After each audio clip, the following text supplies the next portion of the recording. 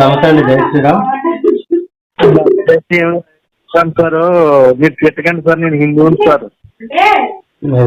అలాగే ఉంది.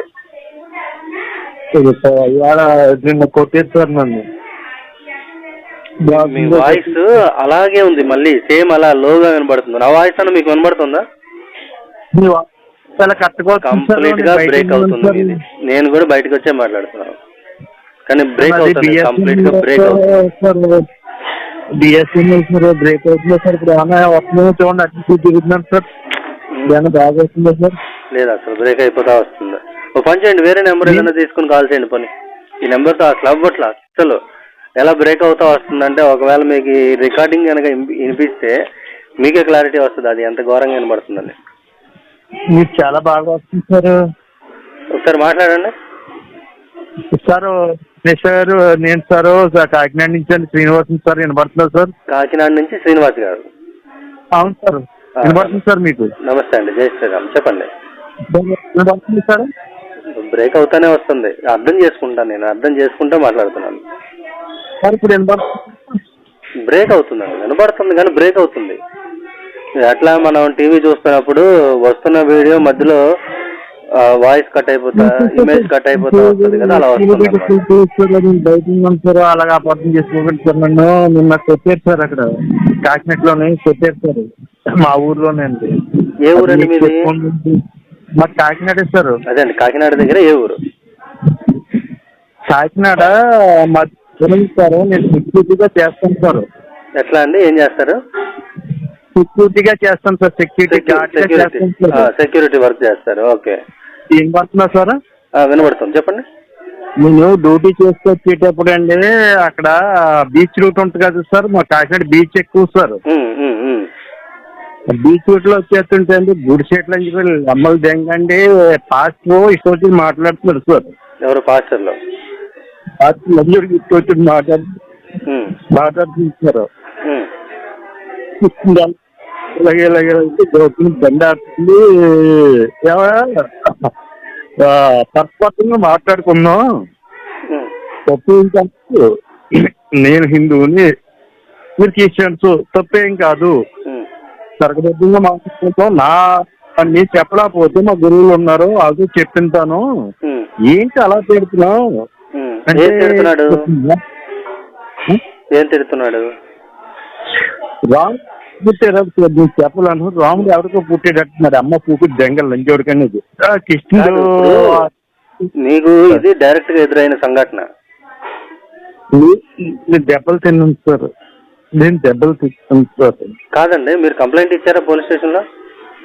ఇవ్వలేదు సార్. ఎప్పుడు జరిగిందండి ఇది? నిన్ను సార్, నేను ఏదో చిన్న జాబ్ చేస్తున్నా. ఒక్క మాట సార్, నా మాట నీకు కరెక్ట్గా వినబడుతుందండి? లేదండి, మీరు వినబడుతుంది నాకు అర్థం కావట్లేదు, కానీ వినబడుతుంది కానీ అర్థం కావట్లే. అంటే సిగ్నల్ బ్రేక్ అవుతా వస్తుంది. ఓకే, నేను చెప్పేది మీకు వినబడుతుంది, మీకు అర్థం అవుతుంది కదా. నేను ఒకసారి చెప్పే మాటేనండి. ఒకసారి మీరు జస్ట్ ఒక చిన్న కంప్లైంట్ ఒకటి రాసి, అక్కడ జరిగింది ఏంటి యథార్థంగా, అది మీరు ఎందుకు కల్పించుకోవాల్సి వచ్చింది, ఆ పాస్టర్ ఎవరు, పాస్టర్ పేరేంటి, అక్కడ ఎంతమంది ఉన్నారు, ఎవరెవరు ఏమేమి మాట్లాడారు, మొత్తం అంతా చాలా క్లియర్ కట్ గా మెన్షన్ చేసి ఒక కంప్లైంట్ రెడీ చేయండి. ఆ కంప్లైంట్ ఏం చేస్తారంటే, ఫస్ట్ ఒక ఎవరికి, ఇప్పుడు మీ ఏరియా ఏ ఏరియా కిందకి వస్తుంది, అది ఏ పోలీస్ స్టేషన్? పోలీస్ స్టేషన్ వస్తారు. ఇప్పుడు మా ఏరియాలో కింద అయితే సర్పంచ్ పోలీస్ స్టేషన్ వస్తారు. ఆ పోలీస్ స్టేషన్ పేరు రాసి, అంటే ఫలానా సిఐ గారి దివ్య సమ్ముఖములు అని చెప్పేసి రాసి, విషయము హిందువుల ఆరాధ్య దైవమైనటువంటి శ్రీరాముని దూషణ చేసినటువంటి పాస్టర్ పై తగు చర్యలు తీసుకోమని విన్నపము అని రాసి, అయ్యా అని రాసి, కింద మీ డీటెయిల్స్ అవన్నీ రాసి, మీ మొబైల్ నెంబర్ అవన్నీ కూడా డీటెయిల్ గా రాసి, ఆ పాస్టర్ ఎవరైతే ఉన్నారో పాస్టర్ పేరు మీకు తెలిసి ఉంటే కనుక పాస్టర్ పేరు, ఇంకెవరైనా ఉంటే, లేదంటే అది ఏ మినిస్ట్రీస్, మొత్తం డీటెయిల్డ్ గా, అంటే యాక్షన్ తీసుకోవడానికి వీలుగా ఉండేలాగా కంప్లీట్ గా డీటెయిల్డ్ గా ఇన్ఫర్మేషన్ అనేది క్లియర్ కట్ గా ఇచ్చి, వాళ్ళకి ఒక కంప్లీట్ గా ఒక కంప్లైంట్ రాసి, దాన్ని ఏం చేస్తారంటే స్పీడ్ పోస్ట్ ఉంటుంది. ఎంత మరి 30 రూపాయలు అంత తీసుకుంటాడు స్పీడ్ పోస్ట్. స్పీడ్ పోస్ట్ లో నుంచి పంపించండి, దాని అక్నాలెడ్జ్మెంట్ ఇస్తాడు వాడు స్పీడ్ పోస్ట్ వాడు, అది మీ దగ్గర ఉంచుకోండి. సార్ ఏంటి సార్ స్పీడ్ పోస్ట్ అయితే ఏంటండి అన్నారా? స్పీడ్ పోస్ట్ లో మీరు పంపిస్తే రిసిప్ట్ ఇస్తారు కదా, అక్నాలెడ్జ్మెంట్, రసీదు అక్నాలెడ్జ్మెంట్ అంటారు. ఆ రసీదు మీ దగ్గర అటు పెట్టుకోండి. అటు పెట్టుకోండి, ముందు ఆ పని చేయండి. చేసిన తర్వాత నాకు మళ్ళీ ఒకసారి కాల్ చేయండి. ఓకే అండి. ఈ రోజు ఆదివారం కదా. అదే సార్ నేను పెద్దగా చదువుకోలేదు సార్, నేను సెక్యూరిటీ గార్డ్ గా చేస్తాను. 10th చదువుకున్నాను సార్. 10th చదువుకున్నారు చాలు కదా. కాదు కాదు, ఇప్పుడు మీరు 10th వరకు చదువుకున్నారంటే ఉత్తరాలు రాయడం తెలిసింది కదా మీకు. సార్ మీరు గోకుని ఏదైనా అడుగుతుందని కోపడతారు, నేను పెద్దగా చదువుకోలేదు సార్, అంత గోకుని అడుగుతాను. మీరు 10th క్లాస్ చదువుకున్నారు కదా, చదువుకున్నాను సార్. ఉత్తరాలు రాయడం తెలుసుగా. ఉత్తరాలు రాయడం, ఉత్తరాలు రాశారా ఇంతకు ముందు? మీ ఏజ్ ఎంత? 50 ఉంది అంటే మీరు ఉత్తరాలు ఆల్రెడీ రాసే ఉంటారు కదా. పెళ్లికి వచ్చింది సార్ మీ చిన్నోళ్ళు సార్. అదేనండి, మీరు మొబైల్స్ రాకమునుపు ఉత్తరాలు వాడేవాళ్ళం, ఐడియా ఉంది కదండి మీకు? ఉత్తరాలు ఇప్పుడు ఆటోమేటిక్గా మేము ఏంటంటే సెక్యూరిటీ గార్డ్ గా చేసేటప్పుడు గొప్పని మెసేజ్ పెడతాయి. మా పర్లేదు సార్, మాకు తెలుసు. కాకపోతే ఏంటంటే కదండి, మీ మీద మ్యాన్ హ్యాండ్లింగ్ చేసిన నా కొడుకులు ఎందుకు తిరగాలి బయట? వాడికి ఆ మతం అదేనా చెప్పేది? ఏసుగాడు వాడికి అదేనా చెప్పింది? అలా సార్, వాళ్ళని తప్పే ఉంది సార్. మన వాళ్ళు కూడా చాలా మంది ఉన్నారు సార్. అదేనండి, మిగతా వెధవలు ఎవడైతే ఉన్నాడో వాళ్ళు యాక్షన్ తీసుకోలేదు కాబట్టి మీరు తీసుకున్నారు.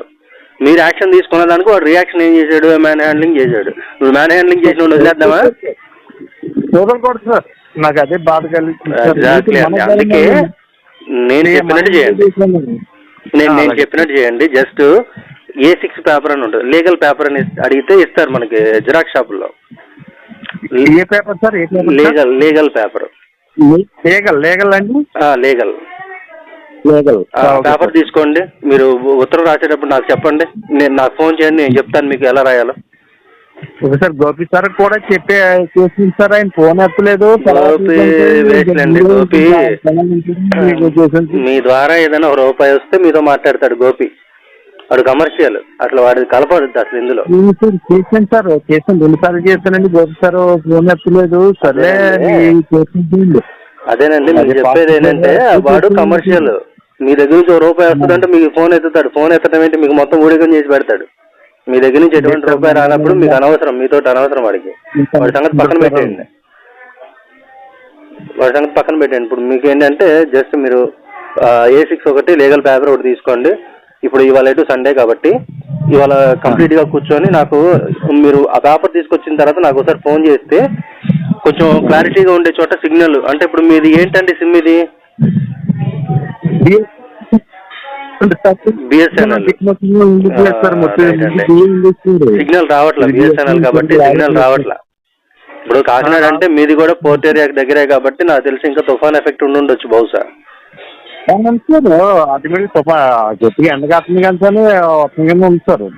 రైట్ అండి. అందుకనే మీరు ఏం చేస్తారంటే ఈ రోజు వెళ్ళి A6 పేపర్ ఒకటి తీసుకోండి. అదే లీగల్ పేపర్ అని అడిగితే జిరాక్స్ షాప్ లో ఇస్తారు. తీసుకొచ్చేసి లెటర్ నేను చెప్తాను. లీగల్ పేపర్ ఓకే సార్, తీసుకుని రండి. తీసుకొచ్చాక నాకు ఫోన్ చేయండి, నేను మీకు లెటర్ చెప్తాను. మొత్తం లెటర్ అంతా రాసేసి పోస్ట్ చేయండి రేపు, ఎందుకంటే ఈరోజు ఆదివారం కదా. రేపు పోస్ట్ చేయండి. పోస్ట్ చేసిన తర్వాత అక్నాలెడ్జ్మెంట్ ఏది ఉందో నాకు ఫోటో పెట్టండి. ఇది మొబైల్ వాట్సాప్కి ఫోటో పెట్టండి. తర్వాత ఏం చేయాలో చెప్తాను సార్. పోలీస్ స్టేషన్కి వెళ్తే డబ్బులు అవుతాయి? లేదండి, అందుకనే నేను మీకు ఏం చెప్తానంటే జస్ట్ మీరు పోలీస్ స్టేషన్ కూడా ఇప్పుడే వెళ్ళొద్దు. జస్ట్ ఒక లీగల్ పేపర్ తీసుకోండి, కంప్లైంట్ రాయండి, పోస్ట్ చేయండి.